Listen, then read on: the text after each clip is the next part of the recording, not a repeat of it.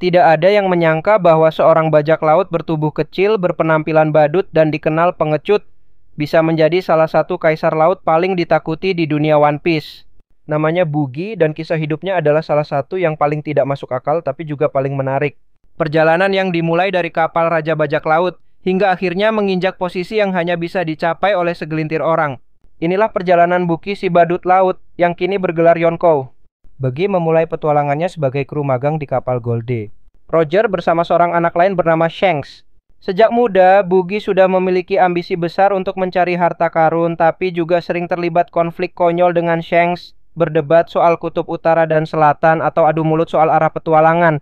Namun, yang membedakan keduanya terjadi di satu momen penting, ketika Roger hendak mencapai pulau terakhir, Loftel. Buggy jatuh sakit dan karena satu insiden dengan peta harta rahasia miliknya, ia pun tertinggal. Shanks menemaninya dan keduanya tidak ikut menyaksikan sejarah.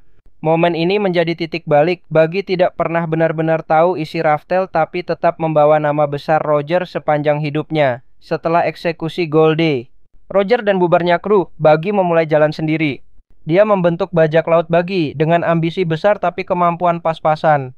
Buggy adalah pengguna buah iblis bara Baranomi yang membuat tubuhnya bisa terpisah-pisah tanpa terluka. Namun dibandingkan menjadi petarung hebat, Buggy lebih sering menjadi objek lelucon. Ia pertama kali muncul sebagai musuh Luffy di East Blue dan langsung dikalahkan. Tapi yang menarik, Buggy tidak pernah benar-benar mati, ia selalu selamat.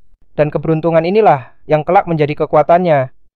Di Impel Down saat Luffy menerobos penjara demi menyelamatkan Ace, Buggy ditemukan sebagai tahanan.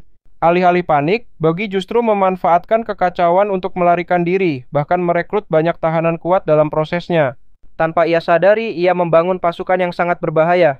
Dan yang lebih mengejutkan lagi, para tahanan ini malah memujanya. Bagi mereka, Buggy adalah legenda, mantan kru Raja Bajak Laut yang bisa lolos dari Impel Down. Reputasi Buggy meledak, dan ia menjadi simbol kekuatan, meski tak satu pun dari itu benar-benar ia rencanakan. Dalam Perang Marineford, Buggy tampil sebagai tokoh yang nyaris tidak relevan secara kekuatan, tapi sangat penting secara visual. Ia berhasil menyiarkan perang besar ini ke seluruh dunia, dan wajahnya menjadi simbol baru. Dia terlihat bersama tokoh-tokoh besar seperti Mihawk, Whitebeard, hingga Sengoku. Tanpa disadari, semua mata kini memandang Buggy sebagai tokoh besar. Dan setelah perang usai, pemerintah dunia membuat keputusan mengejutkan, menawarkan posisi Shichibukai kepada Buggy. Alasannya, mantan kru Roger berhasil kabur dari Impel Down dan memiliki pengaruh besar. Padahal kenyataannya, Buggy sendiri nyaris tidak percaya dengan apa yang terjadi. Dengan status barunya, Buggy mendirikan Buggy's Delivery, layanan tentara bayaran bagi para bajak laut dan negara-negara kecil. Sistem ini memperluas pengaruh Buggy dan secara perlahan, dia menguasai kekuatan militer yang besar, tanpa perlu turun tangan langsung. Namun ini juga membuat Buggy semakin terjebak dalam reputasi palsunya. Ia takut pada anak buahnya sendiri dan bahkan tidak bisa mengendalikan orang-orang kuat yang bekerja untuknya. Tapi dunia luar tidak tahu itu. Bagi mereka, Buggy adalah pemimpin yang licik dan berbahaya. Setelah sistem Shichibukai dibubarkan, Buggy bergabung dengan Crocodile dan Mihawk dalam organisasi bernama Cross Guild. Namun karena satu kesalahan fatal, wajah Buggy dipajang paling depan di poster, dunia mengira dialah pemimpinnya. Crocodile dan Mihawk marah tapi terlambat. Reputasi Buggy meledak sekali lagi. Dan akhirnya, pemerintah dunia mengakui Buggy sebagai salah satu Yonkou. Tanpa pertarungan, tanpa menjatuhkan siapapun, Buggy berhasil menjadi kaisar lautan.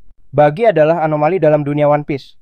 Dia bukan bajak laut terkuat, bukan pengguna haki, bahkan tidak mampu mengalahkan lawan besar satupun.